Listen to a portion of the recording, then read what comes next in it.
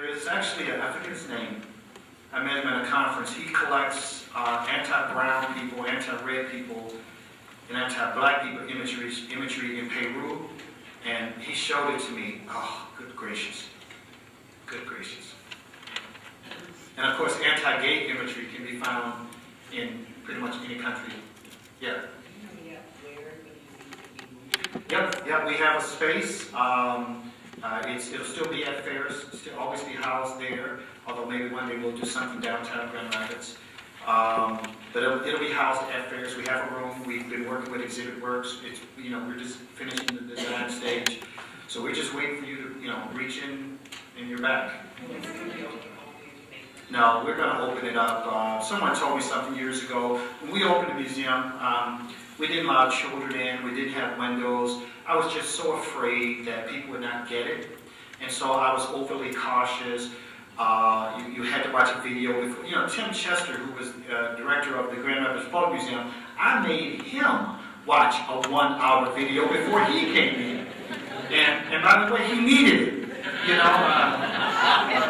I'm joking, Tim. Tim's a good friend of mine. But I am joking.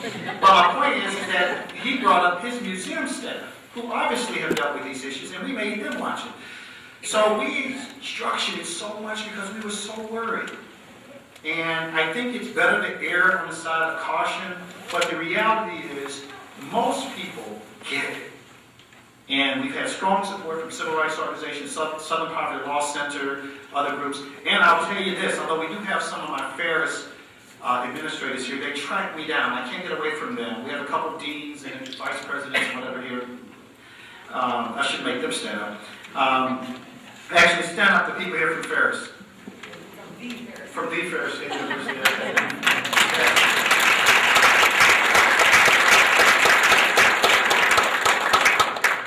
But what we had was just this sense that we have to, that one bad thing can ruin what we're going to do kind of feel. So I think right now we're getting ready to let an 8th grade group in, and we're making their parents come first, whatever. Now, skip to the future. The reality is that when we move into a bigger place, we're going to have to become a more traditional museum. We'll always have docents. In the new museum, we'll have tons of panels and kiosks and stuff to explain stuff. But we'll have to be a little more trusting about people getting it. Yes? I would be interested to know your opinion on what movie studios have done with their old movies that have racist content in them. Like Disney has sometimes altered the frame to exclude black stereotypes, and I know in the first King Kong there was an anti-Chinese line that they overdubbed. What do you think should be done with films like that? Well, actually, I don't mind them doing that, but I like seeing the original piece because, again, a part of me is an academician who's teaching about the history of racism. And I don't want that history to be a rumor, in that sense. I will tell you that all those movies are out. I mean, I was talking to someone earlier. Disney had people working there that stole, some of the original stuff. It ended up on eBay. How do I know? I bought some of it. Disney, same thing happened at Disney. It's like books like, Tom Sawyer, some of Flannery O'Connor works, I don't think we need to go back in history and rewrite what was written. I think, though, that we need to study the way race and sex and sexism and racism and homophobia and these other things, what the existing ideas were at the time, place those original pieces in their proper context and understand what, I'll give you a case. My favorite movie is To Serve With Love.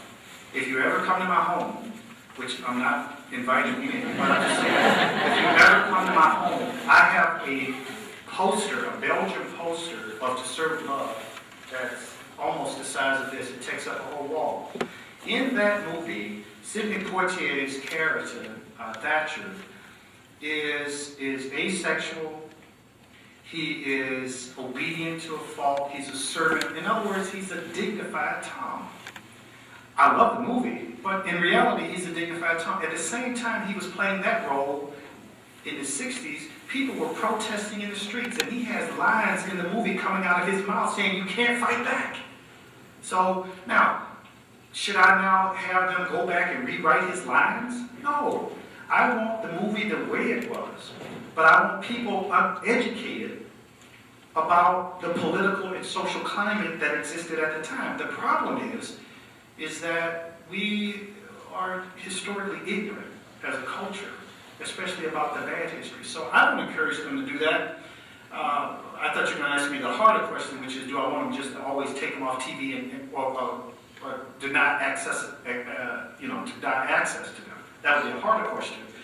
I believe that there are things that belong either in museums or garbage cans. I think racist, sexist, and homophobic depictions and stuff pretty much fit that. But that's just me talking. But changing it. It's like Little Black Sambo. You know Christopher Bing, the guy that just came out, he did a new illustration of Little Black Sambo. And we had a debate on NPR because he redrew Little Black Sambo so he's not caricatured anymore. And his thing was, David, what's your problem? He's not ugly anymore. And my answer to him was this. And by the way, this guy's one of the most talented illustrators in the whole country. And I said to him, instead of trying to clean up an old racist story, why not tell a new story? Right? I mean, the human mind can create new stories. Why not tell a new story? Now, he has the right to do that. And Little Black Sambo means something for him that it did not mean in an African-American community. It was a slur for dark-skinned African-Americans. Right? So, it wasn't this nostalgic kind of good times with your parents kind of thing. It meant something different. So, I'm not for going back and redoing the stories to make them politically correct. I would encourage people to tell new stories, make new movies, write new songs. It's just a thought, you know. Couple more, then we'll eat. Yes.